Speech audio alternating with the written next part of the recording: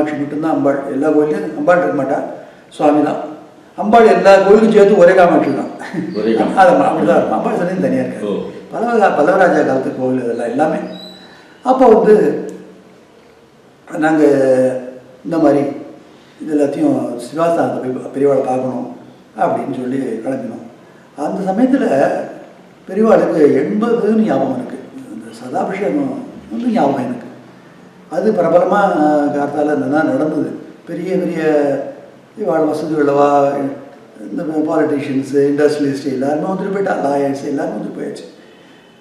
நான் சொன்னேன், நம்ம இந்த இருக்கிற இடத்துல கூட்டத்தில் போனால் பெரியவாளுக்கு தரிசனம் பண்ண முடியாது, அன்றைக்கி பிரதோஷம் வேறு. அதனால் நம்ம உள்ளூர் கோவிலெலாம் பார்த்துப்போம், சாயங்காலம் நிம்மதியாக போய் பெரியவாளை தரிசனம் பண்ணலாம் அப்படின்ட்டேன். கூட அந்த பையனும் ஒத்துன்ட்டான். சரிப்பா அப்படியே பண்ணிக்கலான்ட்டு ஒன்று விடாமல் எல்லா கோயிலையும் ஒரு பிரதோஷமாக வந்துட்டோம். நகரவரம் மாதிரி வந்துட்டு அப்புறம் சாயங்காலம் சாயலட்சுமி ஏகாம்பரேஸ்வரர்கிட்ட தரிசனம் பண்ணிவிட்டு கிடுக்கிட்டு பெரியவாள்கிட்ட வந்தோம். அப்போவே வெயில் கொஞ்சம் குறைய ஆரம்பிச்சுடுது. வெயில் நாளாக இருந்தால் கூட ஒரு 6 ஆயிடுத்தோன்னு நினைக்கிறேன், மங்கள ஆரம்பிச்சுடுது. அங்கே பெரியவாள்கிட்ட போனேன். அங்கே நீங்கள் தரிசனம் பண்ணுறீங்களா தெரியாது, இந்த பிரம்மபுரீஸ்வரர் கோயில் வாசப்படியில் இது ஒரு போர்ஷன், ஒரு கிணறு ஒன்று இருக்கும். இந்த கிணத்தை ஒட்டினா மாதிரி ஒரு ஓலைக்கோட்டா மாதிரி போட்டிருப்பாங்க. அதில் ஒரு பெஞ்சு, அதில் இப்போ பூஜை பண்ணுற இது இருக்குது இல்லையா, இந்த பாத்திரங்கள், சொம்பு, பலகா, இவ்வளோ தான் இருக்கும். சிம்பிளாக இருக்கும். எலக்ட்ரிக் லைட்லாம் உள்ளே இருக்காது. அவ்வளோ ஒரு இதுவாக இருக்கும். அந்த இடத்துக்கு ஒரு சாந்தியத்தையும் அபாரமாக இருக்கும். போய் பார்க்குறவாளே தெரியும். அந்த கிணத்துக்கு அந்த பக்கம் தான் வந்து தரிசனம் கொடுப்பா. நம்மளாம் கிணத்துக்கு இந்த பக்கம் இருக்கும். அப்படி தான் ஒரு இது. சுவாமியை பார்த்து வரலாம் உள்ளே போய்ட்டு. அந்த பிரகாரத்தில் இருக்கிற தட்சிணாமூர்த்தி வீட்டெலாம் பெரியவங்க ரொம்ப நேரம் உட்காருவா அப்படின்னு சொல்லிட்டு. அந்த 6:30 மணி இருக்கும். நாங்கள் போகிறோம். அங்கே பார்த்தா ஜாஸ்தி கூட்டமே இல்லை. இன்னும் ஒரு 4-5 பேர் இருந்துருப்பாடும்னு நினைக்கிறேன். அவ்வளோதான், ஒன்றும் கூட்டம் இல்லை. எல்லாம் காத்தால் வந்துட்டு போயிட்டா போட்டு தோஷமாக இருக்கே, பெரியவாளை போய் பார்க்கணுமே அப்படின்னு போனேன். கிணத்துக்கு அந்த பக்கம் அவள் சொன்னேன், அந்த கொட்டா கீழே ஒரு பலகா போட்டுட்டு எவ்வளோ ருத்ராட்சம் தெரியுமா மேலே, தலைக்கு மேலே ருத்ராட்சம், உடம்பெல்லாம் ருத்ராட்சம், சிவப்பழமா சிவனே தான் அப்படி இருந்தால் கண்ணை முடின்னு இருக்கா. எப்போ எழுந்திருப்பா ஜெபங்காலஞ்சின்னு இந்த பக்கத்தில் ஒரு குத்து விளக்கு மட்டும் எரிஞ்சிட்டு இருக்கு, வேறு ஒன்றுமே இல்லை.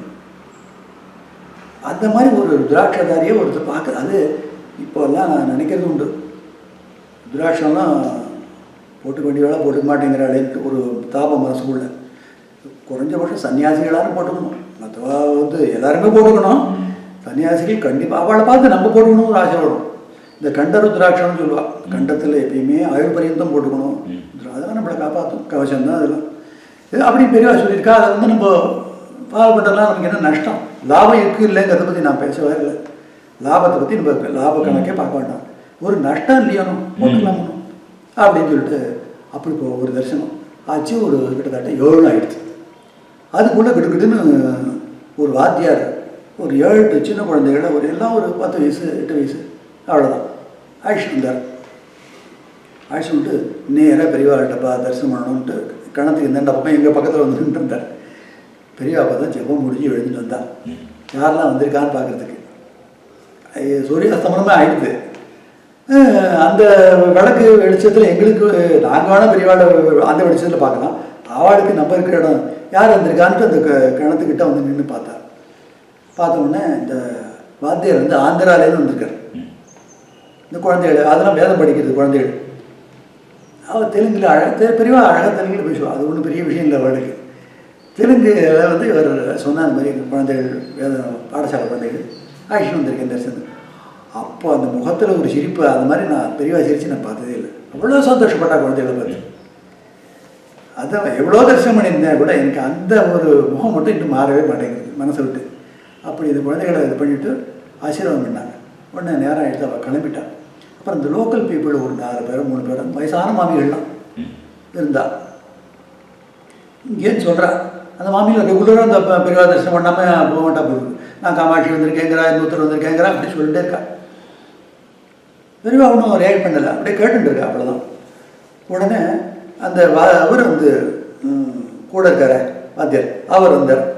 வந்துட்டு வந்த உடனே பெரியவா கேட்டால் கார்த்தால் எல்லாரும் வந்துட்டு போயிட்டாளோ அப்படின்னா. ஆமாம் இன்னும் நேரம் வந்தான்னு ஏதோ சொன்னார். அதான் இவாள்லாம் கூட்டம் வேண்டாம் அதுக்கப்புறம் தரிசனம் பண்ண வரலான்னு வந்திருக்கா போல இருக்கு. அவரே கேட்டுக்கு அவரே பதிலே சொல்லிட்டார் அப்படின்னு. அப்புறம் வந்து இவர் உடனே சொன்னார் டெலிகிராமில் வந்திருக்கு அப்படி இப்படின்னு. யார்கிட்டே வந்திருக்கு? திருவேண்டரத்துலேருந்து ஏதோ அந்த அந்த ஐயரோ என்னமோ அந்த கிருஷ்ண ஐயரோ ஒருத்தர் பண்ணியிருக்காரு, அதை வாசி அப்படின்னா. அதை உள்ள சிவன் கோவிலில் டார்ச் எடுத்துட்டு வா பெரியவா சொல்கிறா, அந்த பறையில் டார்ச் இருக்குது அதை எடுத்துகிட்டு வந்து அடி அப்படின்னா. ஆக்சுவலாக டெலிகிராம்லலாம் என்ன எழுத முடியும்? நமஸ்காரத்தை பண்ணி என்னோட பிரணாமம் இது பண்ண முடியும். இதே தான் எழுத போகிறா. அவள் ஒன்றும் புதுசாக அதை பார்த்து ஒன்றும் தெரிஞ்சுக்க போகிறது இல்லை. அவள் அதுக்காக கூப்பிடங்கிறது எங்களுக்கு அப்புறம் தான் தெரிஞ்சுது. நான் அப்போ இவர் வந்து இங்கிலீஷில் படிப்பார் போல் இருக்கு. படிச்சுட்டு சொன்னார் அதை பற்றி ஒன்றும் பண்ணிக்கல. அவள் எடுத்து வச்சுட்டா அதை டெலிகிராமு. உடனே நான் இருக்கிற இடம் தெரியுது உங்களுக்குன்னு கேட்டான். இவ்வளோ கிணத்துக்கிட்டே வந்துட்டா. எங்கே தெரியுது? அந்த வயசான ஆளுக்கெல்லாம் கண்ணு தெரியலப்பா. தெரியல விட்டா. உடனே என்ன பண்ண தெரியுமா? எவ்வளோ பேர் எவ்வளோ தரிசனம் பண்ணியிருக்கலாம். எனக்கு அன்றைக்கி ஒரு கிடச்ச ஒரு பாக்கியம் இருக்குன்னு இந்த ஜென்மத்துக்கு மறக்க முடியாது. அந்த ஒரு பெஞ்சு ஒன்று இருந்ததுங்க. இந்த பெஞ்சு மேலே ஏறி நின்றுட்டான். ஏறி இந்த ஏதோ தண்டத்தோடு ஏறி நின்று விஸ்வரூப தரிசனம் மாதிரி அப்படிதான் பார்த்து நின்றுட்டா. எனக்கெல்லாம் நல்லா தெரிஞ்சு ஏறி நிற்கிறாங்கிறது அந்த வெளிச்சம் இந்த போர்மே இவாளுக்கு தெரியல. அப்பவும் தெரியல. யார் வயசான ஆளுக்கு எல்லாம் 80 வயசு கிட்டத்தட்ட இருக்கிற பாவம். இந்த வாத்தியாரை கூப்பிட்டார். டார்ச் ஒன்று இருந்து அதை மேலே அடி. இதுக்காக தான் எடுத்துன்னு சொல்லியிருக்கா டாக்ஸ். எனக்கு அப்போ தான் புரிஞ்சுது. டெலிகிராம் படிக்கிறதுக்காக கொண்டு வந்து சொல்கிறாருன்னு நினச்சிட்டு இருக்கோம் நாங்கள்லாம்.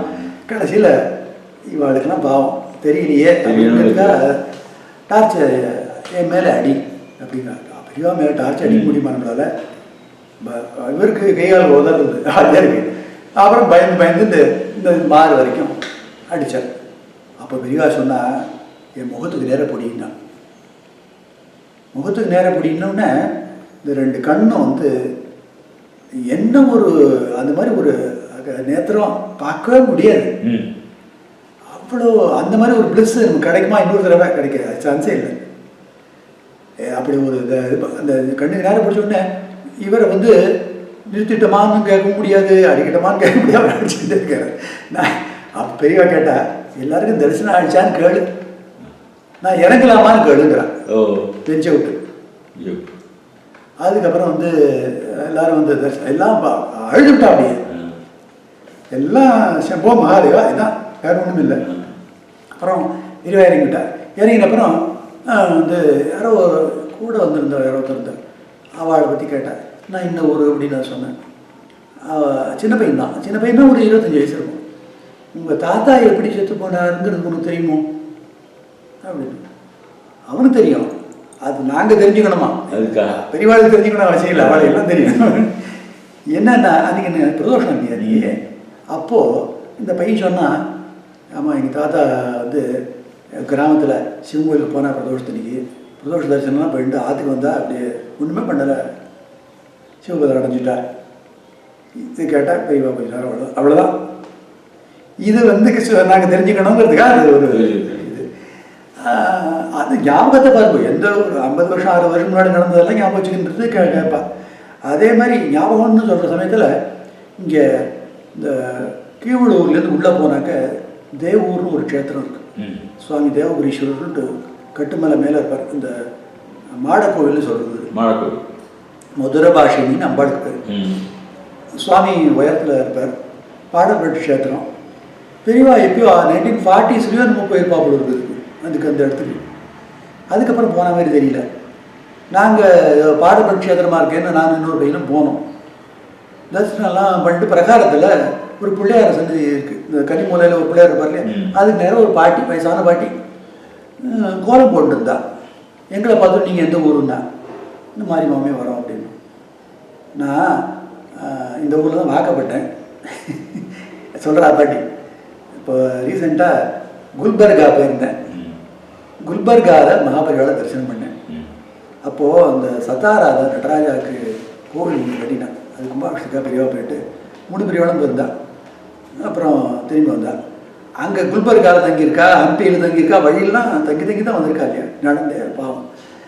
அப்போது இந்த பாட்டி சொல்கிறா, நீ எந்த ஊருன்னு பெரியவா கேட்டாலும் கேட்டோடனே தேவ ஊர்னாலும்.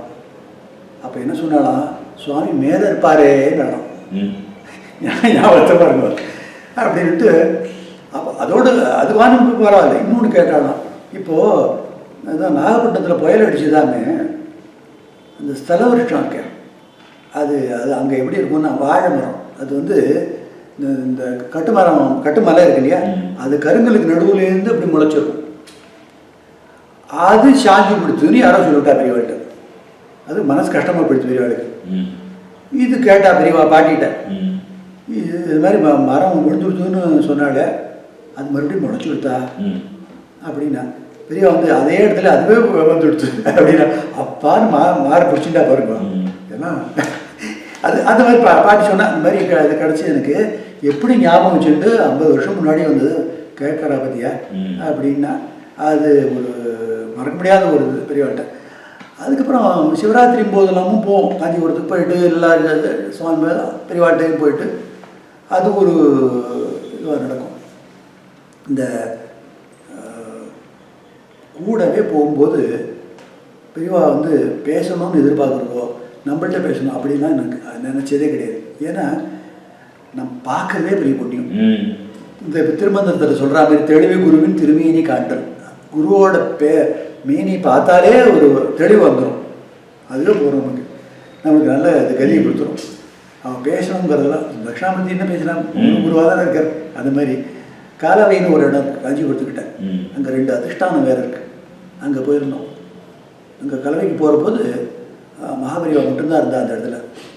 அப்போது நாங்கள் மத்தியானம் 3 மணி இருக்கும் போகிறதுக்கு.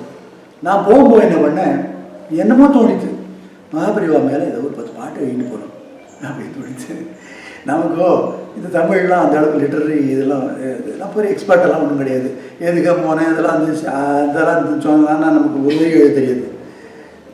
என்ன தோன்றதை எழுதுவோம். என்னப்போ 10 பாட்டு தப்போர கிட்ட பெரியவாளுக்கு சமர்ப்பணம் அவ்வளோதான் அப்படின்னு 10 பாட்டை எழுதிட்டேன். இப்போ சொன்னால் அது மாதிரி எழுத முடியுமா எனக்கு தெரியாது. அது எழுதினதுக்கப்புறம் அது வெறும் சாதாரண வெள்ளை பேப்பர் தான். அதை எடுத்து பெரியவாட்டுக்கு கொடுக்கணும் அப்படின்ட்டு போனேன். பெரியவா வந்து அப்போ தான் இந்த 2 அதிஷ்டானத்தையும் பிரதர்ஷனம் பண்ணிகிட்டு இருக்கா. இப்போ மாதிரி அதே மாசி மாதம் தான். இப்போ மாதிரி அது காரடை நம்ம வர டைம் தான். அப்போ தான் போனேங்க. அப்போது நிறைய சுமங்கலி மாமிகள் நிறைய பேர் வந்திருந்தா எங்களை பக்கத்தில். நான் அந்த பேப்பரை இது பண்ணேன். பேப்பரை இப்படி பார்த்தாலே ஒழி அதுக்கப்புறம் வாங்கி படிக்கிறது. அவர் சொன்னேன், வாத்தியர் கூட வர சொன்னார், பெரியவா மேலே ஏதோ கவிதை எழுதின்னு வந்திருக்காரு அப்படின்னு. தான் மேலே இருக்கிறது தானே படிக்கிறதுக்கு அவருக்கு எவ்வளோ தூரம் இஷ்டம் இல்லை. காமாட்சி மேலே எழுதின்னு வந்தால் படிப்பாராங்க அது தெரியாது. சமர்ப்பிச்சாச்சு, நம்மளோட வேலை போச்சு. அது நல்லது மட்டும் நமஸ்காரம் பண்ணிட்டேன். அவரை ஒரு நிமிஷம் இருந்து பார்த்துட்டு நகர்ந்தார். நகரப்போ இந்த மாமியெல்லாம் பக்கத்தில் இருந்தார். அவளை நிறைய தட்டாக புஷ்பம் பழங்கள் எல்லாம் எடுத்துன்னு வந்திருந்தா. வந்தோடனே சில பேருக்கு கல்யாண பத்திரிகை கூட எடுத்துன்னு வரது உண்டு பெரியவாட்டை வச்சு பண்ணுறதுக்கு. இவா வந்து எது தரிசனத்துக்கு வந்திருக்கான்னு நான் நினச்சிட்டு இருந்துட்டேன். பெரியவா என்ன பண்ணேன், எல்லாத்தையும் இப்படி தட்ட என்னமோ தேடுறாருன்னு மட்டும் தெரியுது. இவர் கூட இருக்கிறவருக்கும் ஒன்று பெரியவா என்னமோ தேடுறாங்க, என்ன தேடுறான்னு தெரியலையேன்னாரு. அவர் சொல்கிறார், எங்கள்கிட்ட சொல்கிறார். பெரியவாளை பேச மாட்டார். அப்போ மௌனம் தேடி கடைசியில் எடுத்துக்கிட்டாரு. உள்ளேருந்து ஷேராட்டாக எடுக்கிறார். இதை எடுத்து தானே மேலே வைக்கணும், அது வைக்கல. இவா கீழே வச்சு மேலே பழத்தை முடிவிட்டா. இந்த ஷேரட்டை மேலே வச்சு காட்டா நம்ம வருதணும். ஷேரட்டை தொட்டு கொடுத்து அவட்ட கூட கையை ஜாடை காட்டுறாரு. அவளுக்கு எவ்வளோ புண்ணியம் இல்லை. இந்த அவள் அப்படியே உருகி விட்டா. அப்படியே பார்க்க போகுது. அப்படியே ஒரு அந்த கலவையில் போயிருந்த மாதிரி இருந்தது. இன்னொரு சமயம் அந்த நார்த்தனம் போயிட்டு வேலூர் வழியாக காஞ்சிபுரம் மற்ற 2 பெரியவா தனியாக வந்துட்டு இருந்தார். இவர் வந்து மேனா ஒன்று கூட வரும். எப்பயோ முடியாத போது மேனாவில் ஒரு ரூபா போல் இருக்குது. ஞாபகம் எனக்கு அவ்வளோ ஞாபகம் இல்லை. காவேரி பாக்கம்னு ஒரு இடம் இருக்குது. அதுக்குள்ளேருந்து உள்ளே போனாக்க வழியில் எசைனூர்னு ஒரு இந்த பாலாத்தங்கரைக்கு அண்ணண்டக்கரையில் இருக்குது. அங்கே இருக்கான்னு தெரிஞ்சுது. நானும் இன்னொரு பையனும் 2 பேர் போனோம். காவேரி பாலத்தில் இறங்கி நடந்தான் போனோம். அங்கெல்லாம் ஒன்று இது கிடையாது. நடந்து போனால் அந்த பலாத்தங்கரையில் என்னோட உயரமாக ஒரு பெரிய சிவலிங்கம். தனியாக இருக்குது. அது கோவிலில் இடிஞ்சு கொடுத்து போட்டுருக்கு. சுவாமி மட்டும் இருக்கார். என்ன இப்படி ஆகிடுதுன்னு எங்களுக்கு ரொம்ப கஷ்டமாக போயிடுது. அங்கே பக்கத்தில் இருந்த புஷ்பத்தை 2 சுவாமிகிட்ட வச்சுட்டு பெரியவளை பார்க்குறதுக்கு பாலாத்தில் தண்ணி இல்லை, ஒரு மணல் அப்பெல்லாம். அதில் அப்படி நடந்து அந்தாண்ட கரைக்கு போயிட்டோம். மணி 2 1:30 இருக்கும் பெரியவா இதில் போகும்போது. அவள் எங்கே இருக்கான்னு விசாரிச்சாங்க. யாரோ அது மாட்டு கோட்டையில் இருக்கா. ஓ, மித்தம் ஒன்று இருக்குது, அந்த மாடெல்லாம் அந்தாண்ட கட்டியிருக்கு. அதில் யாரான்னு தெரியல. அங்கே போய் உட்காந்துருக்கா. மானமூட்டமாக இருக்குது. போயிட்டோம். போன உடனே பெரியவாய் அந்த மேனாக்குள்ளே உட்காந்துருக்கா. மேனாக்குள்ளே உட்காந்து பெரியவாளாக வந்தால் தான் உண்டே ஒழிய அப்போ தரிசனம் கிடச்சா உண்டு, இல்லை 2 மணி கிடக்கு நீ நம்ம நிற்க வேண்டியதான். அதெல்லாம் ஒன்றும் நம்ம இது பண்ண முடியாது. யாரும் சத்தப்படுத்தாமல் பின் ட்ராப் சைலன்ஸ் தான் வெளியில் எல்லோரும் பார்த்துட்டு இருக்கோம். நான் அங்கே 2 பேர் தவிர இந்த டான்ஸ் பரதநாட்டியம் இது பண்ணுவா இல்லையா, பத்மா சுப்ரமணியம், அவள் அண்ணா மன்னி எல்லோரும் வந்திருந்தா. அன்றைக்கி இந்த டிடிடியிலேருந்து ஒரு ஆஃபீஸர் வந்திருந்தார். இப்படி எல்லோரும் வந்திருந்தா அன்றைக்கி தரிசனத்துக்கு. ஸ்கூல் குழந்தைகள் இந்த லஞ்சு டயத்தில் அதுகள் வேறு வந்து நின்றுருக்கு. ஏதோ வந்திருக்காரு, நம்ம ஊர் சங்கராச்சாரியர் வந்திருக்காரு, பார்க்க மாட்டோம். அவ்வளோதான். நான் அங்கே ஒரு 20 நிமிஷமாக நம்ம கிட்டத்தட்ட இருந்து வெயிட் பண்ணியிருந்தோம் நினைக்கிறேன். கதவு இப்படி திறந்து கதவுலேருந்து உள்ளே உட்காந்துருக்கு தெரிஞ்சு. மேனாலேருந்தே தரிசனம் எங்களுக்கு. அப்புறம் வந்து மேலே தூர போட ஆரம்பிச்சுட்டு இந்த மித்தத்து மேலேயே விழுது. பெரிய உடனே இந்த குழந்தைகளை பார்த்து மழை பெய்யுது சீக்கிரம் போங்கன்னு அவளை இது பண்ணிவிட்டார். அவளை போயிட்டான். போனதுக்கப்புறம் அப்போ பேசினான். அன்றைக்கி மௌனம் கிடையாது, பேசினான். சன்னமாக பேசுவாள். அதாங்க அது இறஞ்சி பேச மாட்டான், பேசினான். அப்போ வந்து நான் என்ன பண்ணேன், அவன் என்ன பேசுகிறான்னு கேட்டால் போகிறோம், நம்ம ஒன்றும் அதிக பிரச்சனைங்க ஒன்றும் பேட்ட கேட்க வேண்டாம் அப்படின்னு விட்டு இங்கே வண்டியும் அவனும் சரின்ட்டான். 2 பேர் பார்த்துட்டு இருந்தோம். அப்போது அந்த பத்மா சுப்ரமணியம் என்ன பண்ணால் இந்த ஒரு சர்டிஃபிகேட் மாதிரி இன்னும் எடுத்தான். அதை எடுத்து வாத்தியார்கிட்ட கொடுத்து பெரியவாட்ட இது மாதிரி ரஷ்யாவுக்கு போயிருந்தேன், ரஷ்யாவில் வந்து ஏதோ ஒரு அகாடமியோன்னு தெரியல, அங்கே அவள் வந்து ஹானர் மாதிரி கொடுத்தா அந்த சர்டிஃபிகேட்டு. ஒரு $1 கொடுத்தா. இந்த $1 தான் இதுதான் அப்படின்னு சொல்லிட்டு $1 அந்த சேர்த்து வச்சு பெரியவாட்ட பெரியவா அந்த கையில் வாங்கி படிக்கல, இவர் பக்கத்தில் இது பண்ணு, இவர் வந்து இந்த வச்சிருக்கா இது மாதிரி வந்திருக்கான்னு சொல்லி கொடுத்தா. கொடுத்த உடனே பெரியவா அப்படியா அப்படின்ட்டு அதில் யார் கையெழுத்து போட்டிருக்கா அப்படி அப்படின்னா என்னமோ ரஷ்யன் நேமில் 3 வந்து அதை படிச்சிருந்தோம். அது இல்லைப்பா, யார் என்ன டெசிக்னேஷன் இதே சொல்கிறா, இது என்ன டெசிக்னேஷன் போட்டிருக்கான் பாரு அப்படி. அவன் இன்னமும் ஒரு டெசிக்னேஷன் நமக்கு வைஸ் சான்சலர் மாதிரி அவனுக்கு ஏதோ சொல்கிறா போது அந்த யூனிவர்சிட்டி அதை கொடுத்தா. அப்புறம் இந்த $1 காட்டு அப்படின்னா $1 பெரியவாட்ட கண்ணு நேரம் இப்படி காமிச்சா, கையில் வாங்கல அப்படி காமிச்சா அப்படிங்கிறான். திருப்பி பெரட்டி காட்டி பெரட்டி காமிச்சு அதுக்கப்புறம் அவள்கிட்ட கொடுத்துரும் அப்படின்னா. கொடுத்ததுக்கப்புறம் அவள் சொன்னால் பத்மா சுப்ரமணியம் கேட்டால் இந்த மாதிரி அங்கே ஒரு ரொம்ப ரிமோட் பிளேஸ் ஏதோ ஒரு பேர் சொன்னேன், அந்த இடத்துக்கு போகணுன்னு இருக்கேன். அங்கே வந்து ட்ரைபல்ஸ் தான் இருக்கா போட்டிருக்காங்க. அங்கே வந்து நம்ம காமாட்சி மேலே பாடுற மாதிரி யாரோ சொன்னார். அந்த சாங்ஸ் எல்லாம் அப்படி இருக்குது, அது என்னன்னு பார்க்கணும்னு சொன்னேன். நான் அதுக்கு அது ஒரு இடம் போயிட்டு வரதே கஷ்டமான இடம்னு சொல்கிறா, நல்லபடியாக போயிட்டு வரணும், நம்ம பெரிய ஆசீர்வாதம் பண்ணணும் அப்படின்னா. காமாட்சி மேலே பாடுறானா அப்படின்னு உடனே இவருக்கு ஒரு சந்தோஷம் வந்துடுது. அதுக்கப்புறம் வந்து சரி போயிட்டு வா அப்படின்னு சொல்லிட்டு இது பண்ணிட்டான். இந்த டிடிடிக்காரர் அப்புறம் அவர் வந்து தெலுங்கு ஆரம்பிச்சிட்டார். நான் வந்து வந்திருக்கேன் அப்படிங்கிற மாதிரி தெலுங்கில் போயிருந்தேன். பெரியவா ஒன்று சொன்னேன், வந்து நீ பாடசாலை ஆரம்பிச்சிருக்கியாமே டிடிடியில் அப்படின்னு. ஆமாம் நடந்துட்டுருக்கு. எத்தனை பேர் இருக்கா எல்லாம் கேட்டா. அதுக்கப்புறம் கேட்குறா, எல்லாரும் வேதம் படிக்கலான்னு போட்டிருக்கியாமே அப்படின்னு போட்டேன். ஆமாம், இல்லைன்னா அனாவசியமாக அது ஒரு பிரச்சனையாகிடும், போடும் அப்படி இப்போ வந்த வரட்டும் வரட்டா போட்டோம், நான் போட்டோம் அப்படின்னு. அப்போது இதராடும் வராடும் அப்படின்னு கேட்டார். இல்லை இது வரைக்கும் யாரும் வந்தது, அப்படியே விட்டுரு அப்படின்னா. அப்புறம் அவருக்கு இந்த சில சஜஷன்ஸ் எல்லாம் சொல்லிட்டு இருந்தார். வெங்கடாஜலபதி இதுக்கு எப்படி பாடணுங்கிறத சொல்லிட்டு இருந்தார். அந்த சமயத்தில் தான் வந்து வேலூரில் 63 பிரதிஷ்டையெல்லாம் நடந்தது. அங்கே அதெல்லாம் தரிசனம் பண்ணிட்டு தான் நடந்து விழுதுறோம். பெரிய ஒரு இது அதெல்லாம் வந்து மறக்க முடியாத ஒரு சமயம். கடைசி ஒரு 5-6 இயர்ஸுக்கு எனக்கு இப்போ தரிசனம் பண்ண முடியாமல் நான் பெங்களூருக்கு வேலைக்கு போயிட்டேன். அதனால எப்பயாவது வர சமயத்தில் தான் காஞ்சிபுரத்தில் பெரியவா இருக்கணும். ஆனால் அந்த இடத்துல எங்கேயும் காஞ்சிபுரத்துட்டு போகல, அங்கே தான் இருப்பாள். போய் தரிசனம் பண்ணுற அப்போ காஷ்டம் மௌனமாக இருக்கும். வந்து அவள்லாம் ரொம்ப வருத்தப்படுவாள், இது ஒரு 2 வார்த்தை பேசக்கூடாதா, நாங்கள் எப்படி அதுதான் பேசி கேட்க மாட்டோமான்னு வந்தோம், பெரியவா பேசலையேன்னு. நான் சொல்கிற வழக்கம் மௌனமாக இருக்கிறதா சந்தோஷமாக இருக்குது கேட்குறதுக்கு. நீங்கள் எதுக்கு உங்களோட குறையெல்லாம் இருந்து சொல்லிட்டு இருக்காரு, பெரியவாளுக்கு தெரியாது ஒன்றும் இல்லை, என் பொண்ணு கல்யாணம் இல்லை, இதுக்கு இதெல்லாம் என்னத்துக்கு பெரியவாள்கிட்ட. ஆனால் பரவாயில்ல, உங்களுக்கு சொன்னால் ஒரு ஆதங்கம் மனசில் இருக்க பாரையாக இருக்கிறதுங்கிற கேளுங்க, அதை பற்றி இல்லை. பெரிய மௌனம் இல்லை இருக்காத குறையாக நினைக்காதீங்க, அதான் நிறைய இதுதான் அப்படின்னு நான் சொல்லுவேன். தட்சிணாமூர்த்தி மாதிரி இருக்கா அப்படின்ட்டு. அங்கே கலவையெல்லாம் பார்த்தா தெரியும். அங்கே இங்கே உட்காந்துருக்கோன்னா ஒரு 20 அடி 25 அடி தள்ளி உட்காந்துருப்பான். இங்கே தான் பார்க்கணும். சில சமயத்தில் ஜாடம் தான், சில சமயத்தில் அதுவும் கிடையாது. அப்படின்னா ஒரு இது ட்ரூ செயின்ட்டு பார்க்கணுன்னா அப்படிதான் போய் பார்க்கணும். அது ஒரு பெரிய பாக்கியம் கிடச்சிது எனக்கு. கடைசியில் வந்து பெங்களூர்லேருந்து மெட்ராஸ் போகிற வழியில் அப்படி போனோன்னே காஞ்சிபுரம் போயிட்டு ஒரு போனோம். அப்போ ரொம்ப முடியாமல் படுத்த படுக்கையாக இருந்தால் பெரியவா. ஒரு இது மட்டும் பின்னாடி சார்ஜின்னு உட்காந்துருந்தா.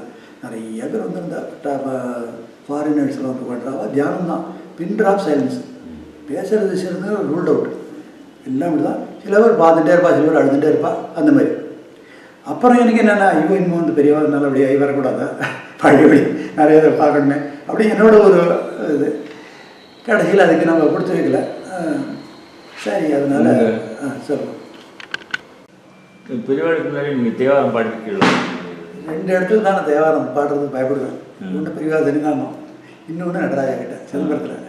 மற்ற இடத்துலலாம் எல்லா கோயிலையும் பாடுறது விட்டு யார் கேட்டாலும் பாடிட்டுவேன் ஒழிய. அங்கே போனால் கண்ணால் ஜலம் வந்துட்டு தொண்டையிலேருந்து வார்த்தையே வராது. ஆனால் யாராவது பாடிட்டு இருந்தால் கேட்டுட்டு இருப்பேன் ஒழிய நானாக பார்க்க மாட்டேன். ஒரு இது சொல்ல விட்டு போச்சு. இந்த திருவழிமேலேருந்து ஒரு ஓதுவார் வந்திருந்தார் ஒரு சமயம். அவர் வந்திருந்த போது என்ன கேட்டார் அப்படின்னா, பெரியவா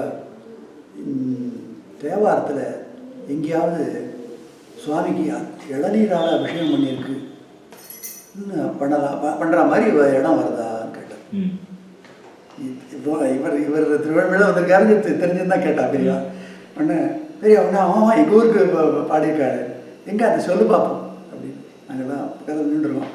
அப்போது இந்த இந்த இளநீர் ஆடினான்கான்னு வரும். அதில் அந்த இளநீர் சுவாமி வந்து அபிஷேகமாக பிரியமாக வாங்கினாங்கிற இடம் அது ஒன்று தான் இருக்குது அப்படின்னு பெரியவா எங்களுக்கெல்லாம் சொல்கிறா. ஒன்று இல்லாட்ட நம்ம எங்கே தெரிஞ்சுக்க போகிறோம். அந்த மாதிரி ஒரு இது அது. அதனால் அந்த மாதிரி போகிற போது நிறைய பேர் பிரமுகர்கள்லாம் வரும்போது சில அந்த சம்பாஷணையை கேட்குறதே ஒரு பெரிய பாக்கியம். அதுதான் சார். உங்கள் ஃபேமிலியிலையும் உங்களை மாதிரி ஆன்மீக ஈடுபாடு உண்டா எல்லாருக்கும்? எப்படி என்ன ஒரு பெஞ்ச் மார்க்காக வச்சுன்னு கேட்காதீங்களா? நான் வந்து எனக்கு தெரிஞ்சதை 4 பேருக்கு சொல்லணும். அது ஃபேமிலி மெம்பர்ஸாக இருந்தாலும் சரி, ஃப்ரெண்ட்ஸு ரிலேட்டிவ்ஸ் யாராக இருந்தாலும் அதே தான் சொல்ல போகிறேன். குழந்தைகளுங்கிறதுக்காக நான் எக்ஸ்ட்ரா எஃபர்ட் எடுத்து சொல்ல போகிறதில்ல. இருந்தாலும் கேட்குறாளுங்கிறதுக்காக சொல்கிறேன். குழந்தைகளுக்கு இந்த சின்ன சின்ன கதைகளை முதல்ல சொல்லுவேன். தேவாரத்துக்கிட்ட சொல்லிக் கொடுக்கறதுக்கு முன்னாடி சின்ன சின்ன கதைகள், ராமாயணத்துலேருந்தோ பாகவதத்துலேருந்தோ இல்லை திருவிளையாடல் புராணம் 64 திருவிளையாடல் இருக்குது, அதுலேருந்து சுவாமி பற்றி சொல்கிறது, இதெல்லாம் சொன்னால் ரொம்ப ஆர்வமாக கேட்டுப்பான் குழந்தைகள். அதை அந்த இவன் இப்போ பெரியவன் பையன் இருந்தபோது அப்படி தான் நான் சொல்லுவேன். இந்த நிறைய குதிரை ஆக்கினது அதெல்லாம் குழந்தைகளுக்கும் ஒரு ஃபன் தானே. அந்த மாதிரி நம்ம சொல்கிற கதையும் அந்த ரொம்ப சீரியஸாகவும் அவன் இவனை பண்ணான் அப்படிங்கிற மாதிரி சில கதையெல்லாம் சொல்லக்கூடாது. இந்த வதமே வரக்கூடாது குழந்தைகளுக்கு சொல்கிற போது. சின்ன 3 வயசுக்கு 4 வயசுன்னு சொல்கிற போது இவன் போய் பானம் போட்டான் அவன் செத்து போட்டான்னு அப்படி சொல்லக்கூடாது. இதுகளுக்கெல்லாம் எது பிடிக்குமோ, கஜேந்திர மோட்சம் யானை வந்தது முதல்ல, அந்த மாதிரி கதைகளை சொல்லணும். இந்த துருவம் கதை சொல்லலாம், இந்த மாதிரி கதை சொல்லலாம், பிரகலாதன் கதை சொல்லலாம், இந்த மாதிரி கதையை சொல்லலாம். அந்த மாதிரி கரிக்குருவிக்கு உபதேசம் பண்ணினது, நாரைக்கு உபதேசம் பண்ணினது, இதெல்லாம் நிறைய கதைகள் இருக்குது. கதைக்கு பஞ்சமே கிடையாது நம்ம இதில், புராணம் இல்லை. அதை வந்து நம்மளே முதல்ல படிக்க மாட்டேங்கிறோம், அப்புறம் குழந்தைகளுக்கு எப்படி சொல்கிறது, அது அப்புறமா சொல்கிறேன் அந்த விஷயத்துக்கு வரும்போது. இதை மாதிரி நான் சொல்லிக் கொடுப்பேன். கொஞ்சம் விவரம் தெரிஞ்சதுக்கப்புறம் வந்து தோளுடைய செயின் மாதிரி 1-2 பாட்டை சொல்லிக் கொடுத்து, அப்போ சிவபஞ்சாட்சர ஸ்தோத்திரம் ஆதிசங்கர பகவத்பாதாவோடது, இந்த மாதிரி நம்ம அட்வான்ஸுக்கு நம்ம போகும்போது வேணால் சிவமானச பூஜை ஸ்தோத்திரம் அதெல்லாம் ஆதிசங்கரோட கிரந்தங்கள், கனகதார ஸ்தோத்திரம் அதெல்லாம் நம்மளா பண்ணிக்கிறது. குழந்தைகள்கிட்ட போய் அவ்வளோ பெரிய எல்லாத்தையும் பண்ணாக்க சோர்வாயிடும். அதுகளுக்கு சுலபமாக புரிகிற மாதிரி பாட்டை ஸ்லோகத்தெல்லாம் சொல்லி கொடுக்குற வழக்கம். நம்மளும் அன்ஃபார்ச்சுனேட்டாக எல்லாத்துக்கும் டைம் ஒதுக்குறோம், குழந்தைகளை ஒரு ஸ்தோத்திர கிளாஸுக்கு அனுப்ப மாட்டேங்கிறோம். அதுதான் நம்ம பெரிய பண்ணுற ஒரு மிஸ்டேக். அதனால அதுங்களுக்கு தெரிஞ்சுக்கிறதுக்கு வாய்ப்பே இல்லாமல் போய்ட்டு நம்மளா ஏதாவது சொன்னால் உண்டு. இப்போது அதனால் நான் அப்படி இந்த கோவில்கள்லாம் அந்த எல்லா க்ஷேத்திரங்களும் பாடப்பட்ட க்ஷேத்திரங்களும் ஆல்மோஸ்ட் எல்லாம் பார்த்து விட்டதுனால இன்னென்ன இடத்துல என்னென்ன நடக்கிறது, இன்னும் சுவாமி பேர் அம்பாள் பேர் எல்லாத்தையும் எல்லார்ட்டையும் சொல்கிற போது நம்மளோட மெமரியும் ஷார்ப்பனாக இருக்குது. அந்த சுவாமி பற்றி ஒரு நிமிஷமாக நினைக்கிறது ஒரு பாக்கியம் கிடைக்கிறது. சில பேர் கேட்பா, உங்களுக்கு அந்த சுவாமி பேர் அம்பாள் பேர்லாம் எப்படி ஞாபகம் வச்சுட்டுருக்கு அப்படின்பா. எனக்கு அது ஒன்று தான் ஞாபகம் இருக்குது, வேறெல்லாம் மறந்து போயிடுது அப்படின்னு நம்ம லேட்டாக சொல்கிறது. ஏன்னா அது கிடைச்சா போருமே, வேறு எது கிடைக்கணும் உங்களுக்கு. நான் அங்கே ஒரு 2000 ரூபா வண்டின்னு வரணும், 3000 ரூபா வண்டின்னு வரணும், இந்த மானிட்டரி இதுலேயே நான் திங்கிங் இருக்கக்கூடாது. இந்த மாதிரி இதில் சொல்லுவாள், இறை தேடுவதோடு இறையையும் தேடும்பா. முதல்ல வர்றது இறை வந்து சின்ன இடையினரா, அதுக்கப்புறம் வலினரா. வேத்துக்குன்னு அலையாத, சுவாமின்னு நினச்சிக்கோ அப்படின்னு ஒரு வாக்கியம் உண்டு. அது மாதிரி தேவாரத்தில் சொல்லணும்னா கூட அது மாதிரி இருக்குது.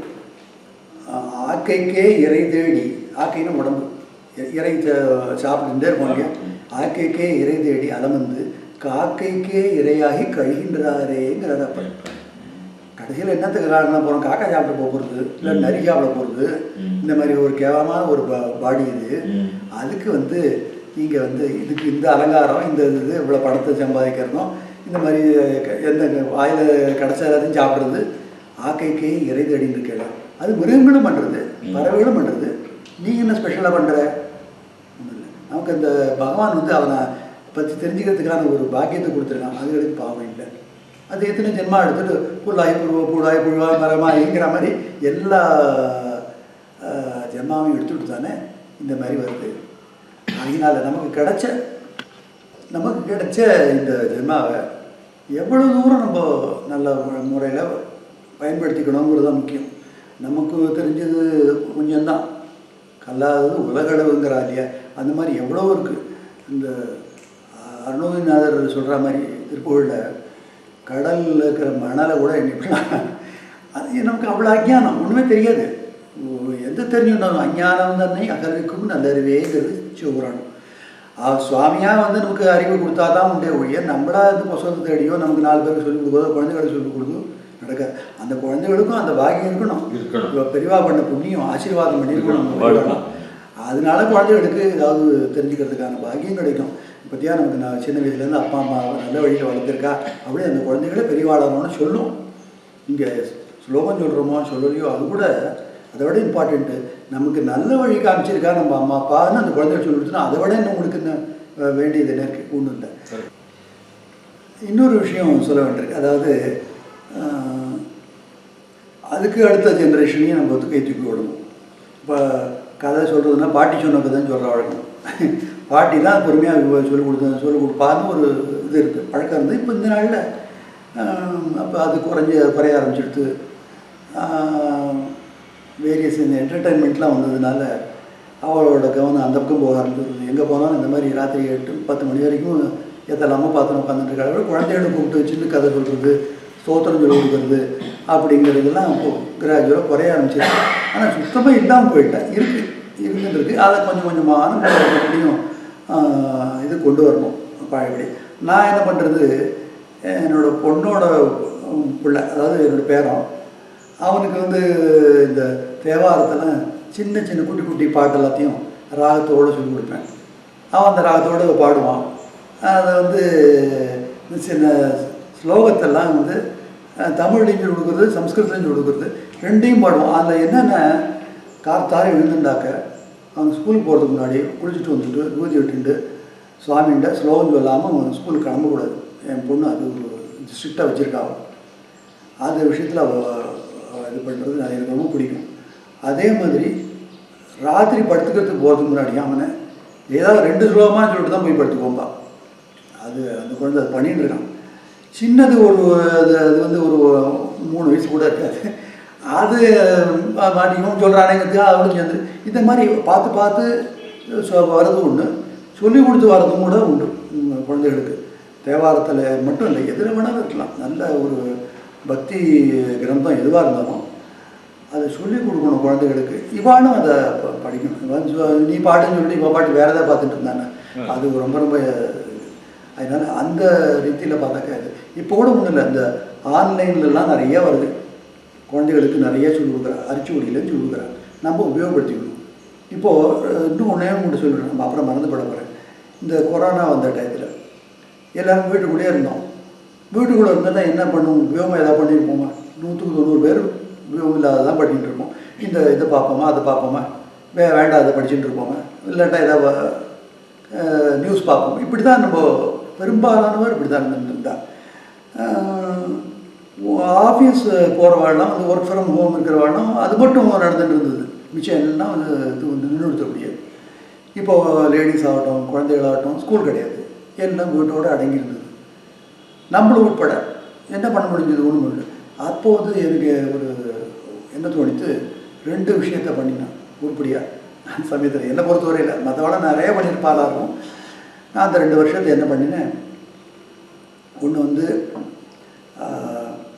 2 புஸ்தகங்கள்.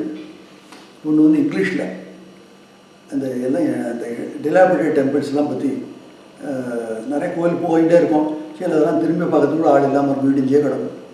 இது ஒரு நான் முன்னாடி சொன்ன மாதிரி ஒரு 40-45 வருஷமாக இந்த ஆக்டிவிட்டி நடந்துட்டுருக்கு.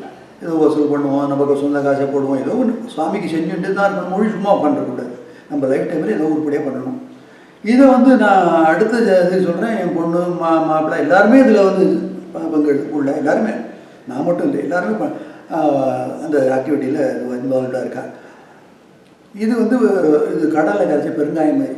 நம்மள்கிட்ட இன்றைக்கி 40-45 கோயில் தமிழ்நாட்டில் மட்டும் இருக்குது. எல்லாம் சிவாலயங்கள் ஏகப்பட்டது. அதில் 80% சிவாலயங்களாக இருக்குது.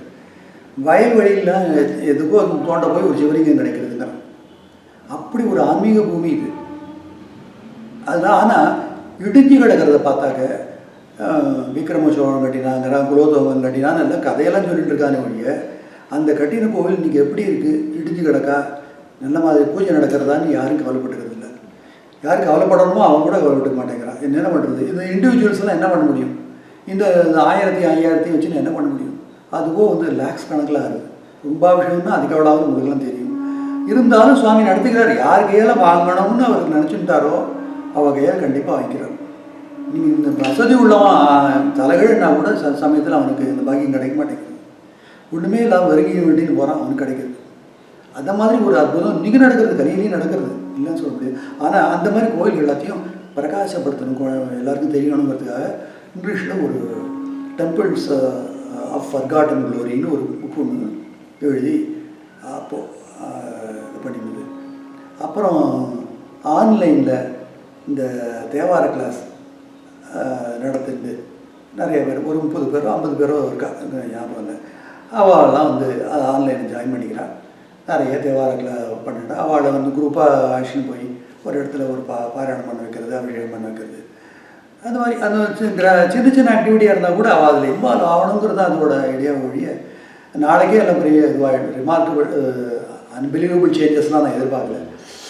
இருந்தாலும் வந்து மாடஸ்டாகவே இருப்போமே நம்ம கடைசி. ஆனால் மறக்கக்கூடாது சுவாமி. இமைப்பொழுதும் என் நெஞ்சில் நீங்கள் தான் தாழ்வாள், அப்படி தான் இருக்கணும். அந்த சுவாமி இருக்கார், நம்ம பண்ணுறதை பார்த்துட்டு இருக்காருங்கிற எண்ணம் வந்தாலே அந்த பயத்தில் நம்ம தப்பு பண்ண மாட்டோம்.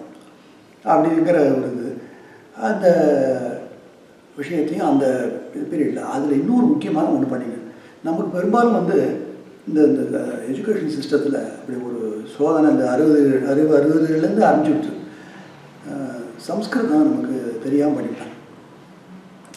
அது வந்து வேண்டாத பாஷைங்கிற அளவுக்கு கொண்டு விட்டாங்க. இப்போ ஏதோ பூஜைக்கு இந்த இப்போ இதுக்கெல்லாம் மந்திரங்களுக்காக மட்டும் அதை நம்ம கடன் வாங்கிக்கிறோம், அவ்வளோதான். மற்றபடி அது அர்த்தமே தெரியாமல் அதை பண்ணுறதுக்கு பண்ணி நம்ம முட்டுட்டா பாவம் பயம் ஏதாவது பாவம் வந்துருக்கோன்ட்டு அந்த அளவில் இருக்கவங்க என்னமோ அதை தெரிஞ்சுக்கணும். அது என்ன சொல்கிறது, இந்த மந்திரங்களுக்கெல்லாம் என்ன அப்படின்னு நம்ம தெரிஞ்சுக்கணுங்கிற ஆர்வமே இல்லாமல் போயிடுது. இது one of the reasons for வந்து இந்த என்ன சொல்கிறது, இந்த இது இருக்கு இல்லையா, சந்தியாவந்தனம்லாம் பண்ணாமல் போகிறதுக்கு இது ஒரு முக்கியமான காரணம். அர்த்தம் தெரிஞ்சுட்டா பண்ணிவிடுவானான்னு கேட்காதீங்க. அர்த்தம் தெரிஞ்சாலும் பண்ணாலும் இருப்பான். ஆனால் தெரிஞ்சால் அது ஒரு தனி தான். இப்போது இப்போ எங்கேயும் பண்ணுறோம் அப்படின்னா வந்து நம்ம பிரம்மனே நம்ம பிருத்திவியை நம்ம சோஷதிப்பியா இப்படிலாம் சொல்கிறோம். இந்த இந்த பிருத்திவிக்கே நான் நமஸ்காரம் பண்ணுறேன். அது எங்களுக்கு எவ்வளோ ஔஷதங்கள்லாம் கொடுக்குறது, நல்லா சாப்பிட தானியங்களை கொடுக்குறது, ஔஷதங்களை கொடுக்குறது, அதுக்கெல்லாம் நமஸ்காரம் பண்ணுறேன். இதெல்லாம் வந்து அர்த்தம் தெரிஞ்சு கொடுத்தா அது ரொம்ப அழகாக இருக்குது. தெரியாமல் கிராம்ஃபோனுக்கு கொடுத்த மாதிரி பாடிட்டு இருந்தோன்னா அதுக்கு தெரிய மாட்டேங்கிறது, அவ்வளோதான். அதனால் இந்த சம்ஸ்கிருதத்தில் இவ்வளோ ஸ்லோகம் கற்றுக்குறோமே, இது என்ன சொல்கிற ஆச்சாரியால் அப்படின்னு தெரிஞ்சுக்கணுன்னா யார்கிட்ட போய் கேட்குறது தெரிய மாட்டேங்குது. இப்போல்லாம் ஆன்லைன்லேயே நிறையா வித் மீனிங், இங்கிலீஷ் மீனிங் இருக்குது, தமிழ் மீனிங். அது ஆனால் அது சிறந்த எடுத்து போய் படிக்கணும். அதனால வந்து அது அப்போது இன்னொரு நல்ல ஒரு லேர்னிங் ப்ராசஸ், அதுதான், வேறு ஒன்றும் இல்லை. அப்போது சம்ஸ்கிருதம் நமக்கு தெரியலையேன்னு ரொம்ப நாளாகவே எனக்கு ஒரு குறை, இப்போ ஸ்கூலில் தெரியாமல் பண்ணிட்டாடேன்ட்டு. அதுக்கப்புறம் நம்ம வேலைக்கு போனப்பறம் சம்ஸ்கிருதத்தை கற்றுக்கிற ஒரு ஆப்பர்ச்சுனிட்டி இல்லாமல் போயிடுது. இந்த கொரோனா டயத்தில் என்னாச்சு, ஆன்லைனில் பெங்களூரில் ஒரு இருக்கா அந்த பாடி, அவன் வந்து சம்ஸ்கிருதத்தை வந்து இந்த சிங்கேரியில் மடத்தில் ஒரு 5 லெவலுக்கு சொல்லிக் கொடுக்குறான். பிரதமா, துவித்தியா, திருத்தியா அப்படிங்கிற மாதிரி. அது வந்து பரீட்சை வைக்கிறான். அந்த பரீட்சையில் சென்டர்லாம் கொடுத்துருவா. அதில் நீங்கள் பரீட்சை பாஸ் பண்ணினா உங்களுக்கு சர்டிஃபிகேட் கொடுப்பான். இது அதோட ஐடியா என்னென்னா, அந்த 5 லெவல் படிச்சுட்டான்னாக்கா அவங்க காவியங்கள்லாம் படிக்கிற அளவுக்கு கொண்டு விட்ருவாங்க, அர்த்தம் புரிஞ்சுக்கிற மாதிரி. இப்போ நம்மளால் கொஞ்சம் இப்போ குமாரசம்பவம் படிக்கணும் அப்படின்னா நமக்கு ஒன்றுமே தெரிய மாட்டேங்குது, அதுக்கு ஒரு ஹெல்ப்ஃபுல்லாக இருக்கும். சரி அப்படின்ட்டு அதுக்கு நான் சொன்னேன், இந்த பெங்களூரில் இருக்க அவன் வந்து அந்த பரீட்சைக்கு என்னெல்லாம் தயார் பண்ணணுமோ அல்ஃபபெட்லேருந்து ஆரம்பிச்சு அப்படியே வேர்ட்ஸ் எல்லாம் இது பண்ணி கிராமர்லாம் சொல்லிக் கொடுத்து எப்படி இது பண்ணுறதுங்கிறதெல்லாம் அழகாக சொல்லிக் கொடுத்தா. பிரதமா வந்து ஜாயின் பண்ணேன். அவள் 9 வயசாக வாங்கிறது கிடையாது. பரீட்சைக்கு மட்டும் ஏதோ ரொம்ப நாமினலாக, அது கூட சிங்கேரி மடத்துக்கு தான், அவளுக்கு தான் கட்டணும். இவள் அதெல்லாம் பண்ணுவான். நீங்களாக அதை டொனேட் பண்ணால் வாங்கிக்கலாம், அவ்வளோதான். வியோமா லேப்னு ஞாபகம் எனக்கு, அவள் பெங்களூரில். அதில் ஆன்லைனில் வாரம் 2 கிளாஸ். அதில் ஒருத்தர் வந்து ரொம்ப நல்லா சொல்லிக் கொடுப்பார், இங்கிலீஷ்லாம் சொல்லிக் கொடுப்பார், சான்ஸ்கிரிட் இது, அது ஸ்லைட்ஸ் எல்லாம் போட்டு எவ்வளோ மெனக்கெட்டு பண்ணிடுவா தெரியுமா. அது எல்லாத்தையும் இன்னும் உபயோகப்படுத்திக்காமல் இந்த சொசைட்டி வேணா போயிடுத்தேன்னு இருக்கு எனக்கு. அதை பிரதமாக முடித்தேன். அப்போ வந்து கொரோனாவில் வெளியில் போய் எக்ஸாமினேஷன் சென்டரே இல்லாமல் போயிட்டு தான் ஆன்லைன்லேயே பரீட்சை. ஆன்லைனில் பரீட்சை பண்ணி அதுக்கு சர்டிஃபிகேட்டும் வந்துடுது. அப்புறம் ஒரு தெம்பு வந்தது, ருச்சியாக படிக்கலாமே அப்படின்ட்டு அடுத்த லெவலையும் படித்தேன். அதுக்கும் பரீட்சை எழுதி அதுக்கும் சர்டிஃபிகேட் வந்துடுது. அது முடியறதுக்கும் இந்த கொரோனா போகிறதுக்கும் சரியாக இருந்தது. இல்லாட்டா நம்ம படிச்சுட்டு போகிறோமோ, அதுவும் பிளஸிங் இன் டிஸ்கைஸ் தான் நினச்சிக்கிறது நான். அது மாதிரி ஒரு சமயத்தில் இன்னொரு புத்தகம் ஒன்று தமிழில் கண்டறியாதன கண்டேன் அப்படிங்கிற ஒரு தலைப்பில் வச்சு, அதுக்கு இதில் எல்லா லெசனும் டெம்பிள்ஸ் சிலதெல்லாம் ஃபேமஸாக கூட இருக்கலாம், அதெல்லாம் அதில் எழுதி தமிழில் ஒரு புத்தகம் ஒன்றுன்னு கேட்டால் சில பேர், இல்லை இங்கிலீஷ் எழுதக்கூட தமிழ்காரர்களுக்கு மட்டுமே கண்டறியாதன கண்டேன்னு சொல்லிட்டு, அது 2 புக்குமே வந்து ஆன்லைனில் ஃப்ளிப்கார்ட்லேயும் இருக்குது, அமேசான்லேயும் இருக்குது. அப்போ புக்ஸில் பணம் கிடைக்கும், டோர் ஸ்டெப்பில் வந்துட போகுது. இப்போ அது புக் ஸ்டோரில் கிடைக்க விட மாட்டான். ஏன்னா நான் வந்து புக் ஆன் டிமாண்டுன்னு அது ஒரு கான்செப்ட், அது நோஷன் ப்ரெஸ்ன்னு தான் பண்ணுறான். அவள் வந்து நம்ம மெட்டீரியலை வந்து இது ஒரு மெயில் அனுப்பிச்சிட வேண்டியது, அதை அவள் வந்து இது பண்ணிவிட்டு புக் ஷேப்பில் கொண்டு வந்துட்டு நமக்கு ப்ரூஃப் எல்லாம் அனுப்புவோம். நம்ம அதே புக்கெல்லாம் வந்துடும். அந்த சாஃப்ட் காப்பியை வச்சுட்டு உங்களுக்கு எவ்வளோ புக்கு வேணுமோ அதை அப்படியே பிரிண்ட் பண்ணி கொடுத்துருவோம். அதான் அரேஞ்ச்மெண்ட்டு. அதுக்கு நம்ம இனிஷியலாக நம்ம கொஞ்சம் இன்வெஸ்ட் பண்ணி ஆகணும். அது பண்ணால் அவளுக்கு செலவாகுதுன்னு மட்டும் பார்க்கக்கூடாது, எவ்வளவோ செலவு பண்ணுறோம், நல்ல காரியத்துக்கு பண்ணால் என்ன. இது திரும்பி வந்து இந்த புக்கு விற்று வந்து எனக்கு ஒன்றும் ஆக போகிறது இல்லை. ஏன்னா அது ஒரு புக்கு விற்றா 30 ரூபாய் நான் கொடுக்குறோம். அது நான் போட்டதில் ஜென்மா பூரா பண்ணால் கூட வராது, எனக்கு போட்ட காசுலாம் எடுக்க முடியாது. அந்த மாதிரி வியாபார நோக்கில் பண்ணலை. எல்லாருக்கும் வந்து தெரியணும், நான் அந்த கோயிலை பார்த்து 4 பேர் போய் பார்க்கணும், அது அந்த மாதிரி சர்வீஸ் எல்லோரும் பண்ணணும் அப்படிங்கிறதுக்காக தான் போட்டோம். பெரிய பப்ளிஷிங் ஹவுஸுக்கெல்லாம் நம்ம போகிறதுக்கெல்லாம் நம்ம நம்ம ஒன்றும் இல்லை. இது இன்னும் ஒருத்தொருத்தையாக போய் வாங்கிக்கோன்னு சொல்கிறதுக்கு நமக்கு உடம்புல தெம்பு இல்லை. ஒரு ஷாப்புக்கும் போக முடியல, அதெல்லாம் இதுதான் நமக்கு சௌரியம். இருந்த இடத்துலேருந்து எல்லாத்தையும் பண்ணி கொடுத்துடலாம். புக்கையும் பண்ணி கொடுத்துடுவான். ஆத்தர்ஸ் காப்பின்னு ஒரு 10 காப்பியோ 5 காப்பியோ அனுப்பிச்சிடுவான். அது தெரிஞ்ச வாழ்க்கைலாம் பெரிய பண்ணிடுவோம். இந்த மாதிரி தான் மாடஸ்டாக போயிட்டுருக்கு. அதுவும் அந்த டைமத்தில் தான் பண்ணிடுது. இப்போ வந்து வேறு ஏதாவது கேட்குறதுனா கேட்டு பண்ணிக்கலாம் சார். இந்த யங்கர் ஜென்ரேஷனுக்கு உங்களுடைய மெசேஜ் என்னங்கிறத சொல்லுங்களேன் கொஞ்சம். நான் சொன்ன மாதிரி இது மெசேஜாக சொல்கிறது பற்றி தப்பு இல்லை. ஆனால் அட்வைஸுன்னு சொன்னால் வந்து இதை எவ்வளோ பேர் எடுத்துப்பாங்கன்னு எனக்கு பயமாக தான் இருக்குது. ஏன்னா அட்வைஸை வந்து ரிஷிகளே நிறையா அட்வைஸ் பண்ணியிருக்காங்க. நம்மளாம் யார் அட்வைஸ் பண்ணுறதுக்கு? நம்ம வந்து இருந்தாலும் வந்து அந்த ரிஷிகள் என்ன சொன்னாலும் இல்லை பெரிய மகான்கள் என்ன சொன்னாலும் அதை அப்படியே காப்பி பேஸ்ட் தான் பண்ணுறோம். நம்மளாம் ஒரு மெசேஜ் கொடுக்கறதுக்கு நம்மளுக்கு சக்தி கிடையாது. இப்போது ஒரு 2 ஜென்ரேஷனாக வந்து இந்த பாத்துலேருந்து ஆன்மீகத்துலேருந்து நம்ம கொஞ்சம் விலகிட்டா மாதிரி தான் இருக்குது. எல்லோரும் அதை தான் சொல்கிறாங்க. நான் மட்டும் இல்லை, எல்லாரும் சொல்கிறாங்க. அதுக்கு நிறையா அட்டெம்ப்ட்ஸ் மகாபரிவா காலத்துலேருந்து எடுத்துருந்துருக்காங்க. கிராமமாக பாத யாத்திரையாக நடந்து வந்து இந்த மாதிரி க்ஷீணிச்சு போன எல்லாத்தையும் இது பண்ணுறது, கோவில் எல்லாத்தையும் ரீபில்டு பண்ணுறது, சதஸ்லாம் நடத்துறது, பாவை மகாநாடு பண்ணுறது, நிறைய பண்ணிட்டா. பெரியா பண்ணாத ஒரு இதுவே கிடையாது. பிடியாட்சி திட்டம் எவ்வளவோ பண்ணியிருக்கா. அதனால் புதுசாக ஒரு சஜஷன் ஒன்றும் இல்லை. ஏற்கனவே இருக்கிறத விடாமல் பண்ணினாலே அதுவே பெரிய அடுத்த ஜென்ரேஷனுக்கு அதுவே மெசேஜ். இப்போ தெய்வத்தின் பொருள் எடுத்து படித்தாலே இவனுக்கு இந்துசத்தை பற்றி ஒரு நல்ல நாலேஜ் வந்துடும் பெரியவா இது பண்ணதுன்ட்டு. அது தவறும் அரசியல் எல்லாத்தையும் நம்ம சொல்ல வேண்டியிருக்கு. என்னென்னா இந்த இப்போ வந்து யாரையும் வந்து இப்படித்தான் பண்ணுன்னு சொல்ல முடியல.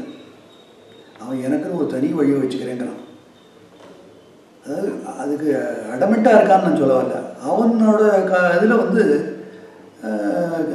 வந்து நம்ம பண்ணுறது ரைட்டு அப்படின்ட்டு ஒரு எண்ணம். நம்ம போய் ஏதாவது கரெக்ட் பண்ண போனோம்னா எல்லாம் கரெக்டாக தான் இருக்குது, நீ யார் அதை எடுக்கிறதுன்னு கேட்டுருவான். ஆகினாலே பாதி பேர் கிட்ட போகிறது கிடையாது. சஜஷன் கொடுக்குறதுனால இந்த நாளில் ஈவன் கவர்மெண்ட் பாடிஸ்லேயே அப்படி தான். நீங்கள் சஜஷன் பாக்ஸ்னு வச்சுருப்பான வழி போய் நீங்கள் போட்டு சஜஷன்லாம் உடனே இம்ப்ளிமெண்ட் பண்ணுறானோ இல்லை. ஆகினால அதுவே அப்படி இருக்குங்கிற புதிய எந்த முறைக்கு அது ஒன்று. ரெண்டாவது, இப்போது நிறையா யங்ஸ்டர்ஸ், நீங்கள் யங் ஜென்ரேஷனை பற்றி கேட்டதுனால சொல்லுங்கள். யங்ஸ்டர்ஸ் நிறைய பேர் வந்து இந்த சிவகைங்கரியத்துக்கு நிறைய பேர் வராங்க. இந்த சிலதெல்லாம் வயசானவங்களால் பண்ண முடியாது. அந்த உயரத்தில் ஏறதும் கொண்டு இது அதை கட்டுறேன் இதை கட்டுறேங்கிறதுலாம் அந்த சின்ன குழந்தைகள், அதாவது ஒரு 20 வயசு 30 வயசு நிறைய பேர் பார்க்குறேன். அதோடு இல்லை, ஊராக முன்ன பின்ன தெரியாத ஊருக்கெல்லாம் கூட போய் உழவார பணின்னு ஒன்று பண்ணுறாங்க. இந்த உழவார பணி பண்ணுற போது இருக்கிற முள்ளு எல்லாத்தையும் இந்த அப்பர் சுவாமிகள் இந்த உழவாரத்தால் எடுத்து போட்டார் இல்லையா, அதே தான் மகான்கள் சொல்லாத நம்மளாவும் பூசை கிரியேட் பண்ண போகிறது இல்லை. அதை தான் பண்ணிட்டு இருக்காங்க. அது வந்து காத்தாலேருந்து சாயந்தரம் வரைக்கும் 1 பைசா வாங்குறது கிடையாது. உள்ளூர்காரை வந்து வேடிக்கை பார்க்குறாளே ஒழிய பெரும்பாலான ஊர்களில் சரி அவள் தான் 4 செடியை பிடிங்கி போடுறா, நம்மளும் 4 எடுப்போம். நம்ம யாரோ அந்த ஊருக்கு யாரோ இல்லை வந்தவாளுக்கு ஒரு வேளை சாப்பாடு போடுவோம், குறைஞ்ச உடனே தண்ணியானு கொடுப்போம், கெஞ்ச வேண்டியதுக்கு போகிறோம். ஏன் இப்படி இந்த மாதிரி ஒரு நிலைமை? இதெல்லாம் கொஞ்சம் வில்லேஜர்ஸ் வந்து யோஜனை பண்ணணும். நம்ம ஊருக்கு வந்து பண்ணுறதுக்கு இது அவளுக்கு ஒன்றும் இது கிடையாது, ஏதாவது வேண்டுதலையா ஒன்றும் கிடையாது. அப்படி பண்ணுற போது நம்ம கோஆப்ரேட் பண்ணணும் அப்படிங்கிறது தான் நான் ஒரு இதுவாக நினைக்கிறேன். அது எனக்கு ஒரு மனசில் ஒரு வருத்தம் தான். அதில் வர லேடிஸ்லாம் பாருங்கள், ஒரு பஸ் அடித்து வந்துடுறா, லேடிஸும் வர ஜென்ஸும் வர. லேடிஸ்லாம் வந்து அந்த கோவிலில் இருக்கிற சரவழக்குலேருந்து பாத்திரங்கள், அபிஷேகத்துக்கு பிடிக்கிற தவலை, நைவேத்தியத்துக்கு வச்சுருக்க பாத்திரங்கள் எல்லாத்தையும் அந்த கிணத்து அடிக்கிறதுக்கு போய் பளிச்சுன்னு தேய்ச்சி கொண்டு வந்து வைக்கிறாங்க. அந்த சுவாமி முன்னாடியெல்லாம் குப்பையும் கூடவும் அது பெருக்கிறது கூட ஆள் கிடையாது. ஏன்னா நீங்கள் கிராம கோவில்லாம் போகிறப்பா நான் பார்க்குற சொல்கிறேன், அதுக்குன்னு தனி ஸ்டாஃபெல்லாம் கிடையாது. இது இருந்தது ஒரு காலத்தில் மடப்பள்ளிக்குன்னு ஒரு பத்தியார் ஒருத்தர் வந்துட்டு இருந்தார். அதுக்கப்புறம் வந்து கூட்டுறது பெருக்கிறதுக்கெல்லாம் ஒரு அம்மா ஊற்றியிருப்போம், பூப்பு கட்டி கொடுக்கறதுக்கு ஊற்றியிருப்போம், நாதஸ்வரம் வாசிக்கிறதுக்கு ஒருத்தர் இருப்பான் இல்லையா. அந்த மாதிரி பத்தியார் இருக்கிறது தனியாக இருக்கும். இந்த கூட ஒரு வேத பிராமணர் ஒருத்தர் இருப்பார், வேதம் சொல்கிற சுவாமிக்கு ஓதுவார் ஒருத்தர் இருப்பார். இந்த இந்த அமைப்பு இப்போ கிடையாது. பெரிய கோயில்களில் வேணால் இருக்கே ஒழிய சின்ன கோயில்கள்லாம் ஆளே கிடையாது. மடப்பள்ளி வேலை பண்ணுறதுக்கு ஆள் இல்லை. இப்போ அவர் கொடுக்கலே ஒருத்தர் தான், அதுவும் ஒரு கால பூஜை. அவர் வீட்டிலேருந்து எடுத்துன்னு ஒரு வரோம், அங்கே வந்து பண்ணுவாரோ தெரியாது, வரார். இதே தான் எல்லா கோயிலுக்கும் அவர் போகிற ஒரு 5-6 கோயில் வச்சுருப்பார் சுற்றி கிராமத்துக்கு. அவரை சொல்லி பிரயோஜனமே இல்லை. இன்னும் அங்கே போனால் அவருக்கு என்ன 1000 ரூபா சம்பளம் வருது, அவ்வளோதான். ஊருக்காரன் ஏதாவது பார்த்து பண்ணால் உண்டு. எல்லா ஊர்லேயும் யார் பண்ணுறாங்க ஒன்றும் கிடையாது. தட்டில் என்ன வரப்போகிறது ஒன்றுமே இல்லை. பாவம் கிராமங்கள் தான். ஏதோ பிறந்த நாள் கல்யாணம் ஆனது அப்படின்னா வந்து ஒரு 10 ரூபாய் போட்டு போவானே. அந்த 5 10 வச்சு இந்த குடும்பத்தை எப்படி நடத்துவோம்? இந்த நெக்ஸ்ட் ஜென்ரேஷன் இதை தான் கொஞ்சம் நினைக்கிறேன். இந்த ஜென்ரேஷனுக்கு நான் சொல்கிறது தான், நீங்கள் வந்து எல்லாத்தையுமே நமக்குன்னு பண்ணிக்கணும். அந்த கஷ்டப்படுற ஒரு புவர் செக்ஷன் ஆஃப் பீப்புள் அவளை நீங்கள் கொஞ்சம் லிவர்லாம் பண்ணுவோம். நீங்களாம் இப்போலாம் வந்து எங்கள் காலம்லாம் வந்து சேலரிலாம் நான் பெரிய சேலரிலாம் கண்ணால் பார்க்கல. இப்போல்லாம் நீங்கள் எல்லாம் நிறைய சம்பாதிக்கிறீர்கள். ஐடியில் ஆகட்டும், மற்றபடி எனி செக்டர், கவர்மெண்ட் ஜாப்ஸ்லேயே கூட வருது, டீச்சர்ஸ் ப்ரொஃபஷனில் வருது, நல்ல சேலரி வருது. நல்லா இருக்க வேண்டியது தான், சந்தோஷமாக எனக்கு வருதுங்க போகாமலாம் கிடையாது. சந்தோஷமாக இருக்க வேண்டியது குழந்தைகள் ஃபேமிலியோடு நல்லா இருக்கணும். ஆனால் நமக்கு இவ்வளோ கொடுத்தவன் ஈஸ்வரங்கிற ஒரு எண்ணத்தை மட்டும் மனசில் வச்சுக்கணும். நம்ம சம்பாதிச்சோம், நம்ம ஹார்ட் ஒர்க் பண்ணோம், நம்ம தான் எல்லாங்கிற ஒரு நாங்கிறது இல்லை இருக்கக்கூடாது. நம்ம இந்த மாதம் ஒன்று சம்பாதிக்கிறோம், ஒரு சேலரி வருது, ஒரு எக்ஸாம்பிள் சொல்கிறேன், ஒரு 10,000 ரூபா வருதுன்னு வச்சுக்கோம் பேச்சுக்கு. 10,000 ரூபாயில் சுவாமிக்குன்னு ஒரு 100 ரூபா எடுத்து வைக்கிறியா? நான் அவ்வளோதான் கேட்குறேன். நமக்கு இந்த 10,000 ரூபா சம்பாதிக்க வச்ச பகவானுக்கு நம்ம பிரதிபலனை அதை செய்ய வேண்டாமா இல்லையா? என்னதான் நீங்கள் ஐஸ்வர்யத்தை குட்டி கொடுத்தா கூட சில பேர் வாங்க மாட்டார், சில பேர் வாங்கவே மாட்டார். எனக்கு எதுவுமே கொடுக்காதீங்கம்மா அப்படிலாம் ஒரு நல்லா வர எல்லாரும் போயிட்டு. அதனால தான் இன்றைக்கி 2 மழை பெய்யுது. எல்லாமே வந்து நாஸ்திகமாகவும் போயிட்டு மெட்டீரியலிஸ்டிக்காகவும் ஆகிடல, ரெண்டும் இல்லை. ஆனால் கொஞ்சம் நல்லா இருக்கா, ஏதோ ஒரு கிராமங்கள்லேயோ நல்ல புண்ணியவான்கள் இருக்கிறனால தான் நம்ம நல்லா இருக்கும் இன்றைக்கி. இல்லை நம்ம பெரியவா சொன்ன ஆசீர்வாதமும் தெரியல, நம்ம நல்லா இருக்கும். இந்த குழந்தைகிட்ட அதை இதுலேருந்து தெரிஞ்சிக்க வேண்டியது என்ன அப்படின்னா, நம்ம இது மாதிரி பண்ணுறோம், இந்த ஒரு மாதம் நடக்கிறது, இந்த மாதத்துல எனக்கு நோய் நொடி இல்லாமல் இருந்திருக்கும், அடுத்த மாதத்துலையும் என்ன இது மாதிரி வைத்தியநாதா என்னை காப்பாற்று, என் குடும்பத்தை நல்லா இருக்கணும், உலகத்தையே நல்லா இருக்க வச்சுக்கோ அப்படின்னு சின்ன பிரேயர்களேருந்து காஜா பணமாக கொண்டு விட்டேன். படுத்துக்கிற போது ஏதோ சுவாமி நாம சொல்லிவிட்டு சிவசிவா சிவசிதம்பரம் ராமராமா ஏதாவது சொல்லிவிட்டு படுத்துப்போம். மதமதே யாகம் பண்ண போகிறோமா, ஹோமம் பண்ண போகிறோமா, ஒன்றும் கிடையாது. கதையிலும் மாட்டிட்டு அவன் வேலைக்கு போய்டும். ஆனால் இந்த மாதிரி சின்ன விஷயத்தில் கூட சுவாமியை மறக்கணும் அப்படின்னு பெரும்பற்ற புரியூரானை பேசாத நாளெல்லாம் பிறவா நாடேங்கிற பெரிய அப்பர் சுவாமிகள். அவரை பற்றி பேசாத நாளெல்லாம் வியர்த்தம், பிறக்காததுக்கு சமானம். அப்படி எழுந்திருக்கிற போதே பிரார்த்த ஸ்மராமின்னு சொல்லி இதை ஆரம்பிப்போம். இது நிறைய அம்பாள் மேலே இருக்குது, எல்லா சுவாமி மேலேயும் இருக்குது. அந்த ஸ்லோகத்தை எல்லாத்தையும் சொல்லிக் கொடுப்போம் குழந்தைகளுக்கு. எழுந்துட்ட உடனே என்னெல்லாம் நினைக்கணும், இதெல்லாம் நம்ம பெரியவா சொல்லிக் கொடுத்துருக்கா நிறைய பேர். அதை வந்து நம்ம கடைப்பிடிக்கல. ஆனால் இதெல்லாம் வந்து வேலைக்கு போகிறோமே, இது பண்ணுறோமே, ஏதாவது சொல்லி ஷாக் சொல்லிட்டு தான் இருக்கான் எல்லோரும். இன்னமும் சொல்கிறான். நான் என்ன சொல்கிறேன், நம்மளோட இது வந்து சிட்டிஸில் இல்லை, நம்மளோட கல்ச்சரே ட்ரெடிஷ்னே சிட்டியில் இல்லை. சிட்டி வீணாக போயின்ட்டுருக்கு, இன்னும் ஒர்ஸ்ட்டாக போயின்ட்டுருக்கு. அதை நம்ம பகவான் தான் காப்பாற்றணும். இன்னும் சொல்கிறதுக்கு இல்லை. நம்ம ஒன்று நான் எலாபரேட் பண்ணால் நிறைய பேருக்கு பிடிக்காது, அதனால நான் அதோட. ஆனால் எனக்கு இந்த வில்லேஜஸ் வீணாக போயிடக்கூடாதுன்னு தான் எனக்கு ஒரு கவலை. வில்லேஜில் இருக்கிற கோயில்களுக்கு தயவு செஞ்சு எல்லோரும் போகணும். இப்போ நம்ம ஒரு ஊரில் இருக்கோம், இப்போ தஞ்சாவூர்னு வச்சுப்போம் பேருக்கு. தஞ்சாவூரை சுற்றி இருக்கிற எவ்வளவோ கோயில்கள் இருக்குது, எவ்வளவோ வில்லேஜஸ் இருக்குது. கூகுள் பண்ணி பார்த்தாலும் தெரியும். யாரும் சொல்லணுங்கிறது கூட இல்லை, அழகாக இந்த டெம்பிள்ஸ் ஆரவும் தஞ்சாவூர் அப்படின்னு அடித்தாலே வந்துடும். போங்க, அங்கெல்லாம் வந்து ஒன்றுமே இருக்காது, யாரும் இருக்க மாட்டான். போவேன்னா குருக்கள் இருப்பாரோ, அவர் இல்லாட்டா அவர் போய் கூட்டு வரணுமா, இல்லாட்டா அவர் எந்த ஊருக்கு போனாரோ பக்கத்து ஊருக்கு போய் பூஜைக்கு போயிருப்பாரோ, இந்த மாதிரி நிலைமை இருக்குது. அங்கே ஏதாவது தண்ணி கூட கஷ்டப்படுவார் பாவம், எங்கேயோ போய் தண்ணி எடுத்துகிட்டு வருவார். ஒரு போர் போட்டு விடலாம் இல்லையா? இல்லை ஏதாவது புஷ்ப கைங்கரியம், ஏதாவது புஷ்பத்தை பறித்து கொண்டு வந்து கொடுத்தாக்க அவர் போட போகிறார் சுவாமி மேலே. சின்ன சின்ன விஷயங்கள் போகும்போது வெறுங்கி ஏழு போகாமல் ஏதோ ஒரு எண்ணெய் எடுத்துன்னு போகிறதோ, இல்லை பால் இந்த அது பால் எடுத்துன்னு போக முடியாது. ஏன்னா அங்கே வில்லேஜ்லேயே நிறைய வீடுகள் இருக்குது, அவன் தாராளம் பண்ணலாம். எல்லோரும் பசு மாடு வச்சுருக்கிறோம். பசு இது வந்து சுவாமிக்கு அவ்வளோ பிரீத்தி. இந்த பாலான்னு நீங்கள் தயிர் நெய்யெல்லாம் அப்படியெல்லாம் பண்ணணும்னா கூட எதிர்பார்க்கல. பாலான்னு கொஞ்சம் பண்ணக்கூடாது சுவாமி அம்பாளுக்கு. அது கூட இல்லாமல் அப்படியே காஞ்சி போய் சாம்பல் பிடிச்சி கிடக்கு நிறைய ஊர்களில் சுவாமி பார்த்தாரு. ரொம்ப வேதனையாக இருக்குது. அதெல்லாம் தான் அந்த அடுத்த ஜென்ரேஷன் கொஞ்சம் நிறையாவே கவனம் செலுத்தணும். போக வேண்டியது நம்ம போய் சுவாமிகிட்ட ஒன்றும் பண்ண முடியாது, பண்ணுறவர் கையில் கொண்டு கொடுக்கலாமோ. அதை பண்ணுறது இல்லை, பாராயணத்தில் அங்கே கொண்டு வச்சுக்கணும். இந்த ஒரு வீக் டேஸ்லாம் முடியாது, சண்டேயில் போக வேண்டியது. சுவாமிகிட்ட ஒரு 10 பேரை கூட்டு வழிபாடுன்னு ஒன்று பண்ணுறது, எல்லோரும் வர வேண்டியது. இப்போ பிரதோஷத்துக்கு நிறைய கூட்டம் வர ஆரம்பிச்சிருக்கு. அது ஒரு பெரிய ஒரு சேஞ்ச், ரிமார்க்கபிள் சேஞ்ச். சதுர்த்தி பிரதோஷத்துக்கு வருது, அதுக்கெல்லாம் கூட்டம் வர ஆரம்பிச்சிடுது. ஆனால் அதில் ஒரே ஒரு விஷயத்தில் இது வந்து நிறைய பேர் ஒத்துப்பாடாக தெரியல, கான்ட்ரவர்ஷியல் சமாச்சாரம் கூட இருக்கலாம். அது வந்து அது என்ன பிரதோஷம்னா என்ன அப்படின்னு தெரிஞ்சுட்டு பண்ணினாக்க இன்னும் விசேஷம். சுவாமி வந்து அழகால விஷயத்தை சாப்பிட்ட சமயத்தில் அகில உலகமும் காப்பாற்றப்பட்ட நாள். அது சனிக்கிழமை நடந்தது. சனி பிரதோஷம் ரொம்ப விசேஷம்.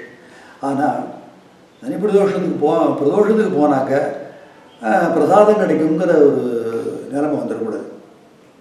அண்டாண்டாவும் பிரசாதம், அந்த பிரசாதம் கொடுக்குறதுங்கிறது அதுவே எனக்கு அது வேறு, எனக்கு எப்படி சொல்ல முடியாது. ஏன்னா அது உபவாசம் தினம்.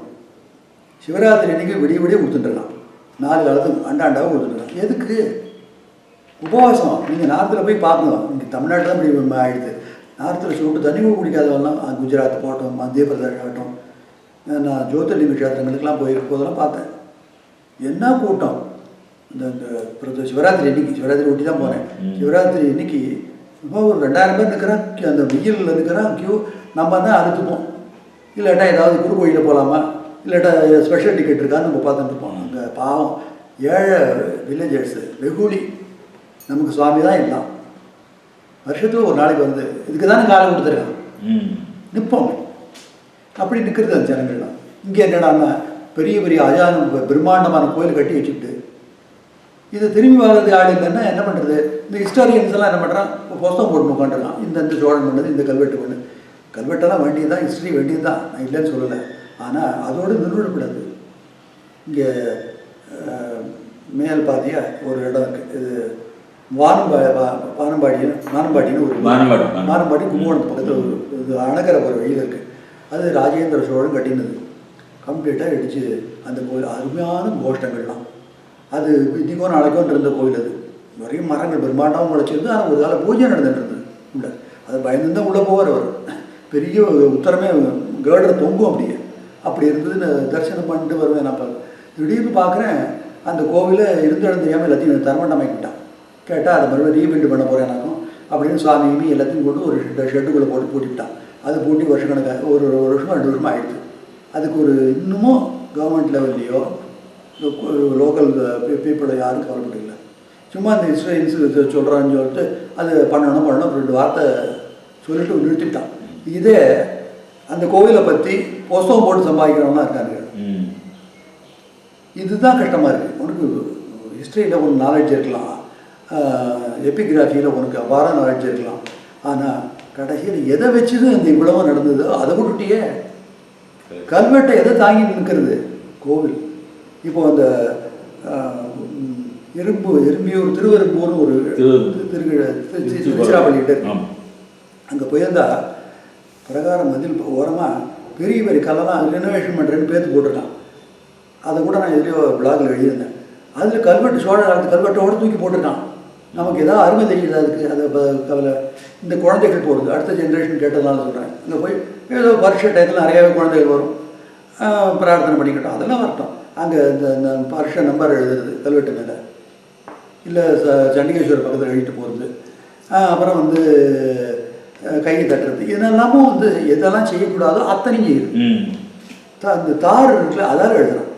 எப்படி அது இருக்கும் அந்த கல்வெட்டை எழுதினவனுக்கு? அது கிறிஸ்டல் கிளியராக நேற்றுக்கு வெட்டி நம்ம இருந்து சில ஊர்களில் கல்வெட்டு திருபுவன சக்கரவர்த்தி அப்படி பண்ணிடலாம். அவ்வளோ பக்தி சுவாமி மேலே இதை இன்றைக்கி அழிக்கிறாங்க. எவ்வளோ கோயிலில் கை காலம் இது உடஞ்சி கிடக்கு தெரியுமா? ஓணுன்னு பண்ணுறது வேண்டலிசம் இதெல்லாம் வந்து அக்கறை யார்கிட்டேருந்து இருக்கணும். அது இன்னொன்று ஸ்கூலில் எங்கள் பக்கத்தில் கிராமங்களாக கூட இருக்கலாம். கிராமங்களில் இருக்கிற ஸ்கூலுக்கு நான் ஒரு சின்ன ரிக்வஸ்ட் சொல்கிறேன். எல்லாம் ஒரு 8ஆம் கிளாஸ் 10ஆம் கிளாஸ் வரைக்கும், சிலதெல்லாம் SLC வரைக்கும் இருக்குது.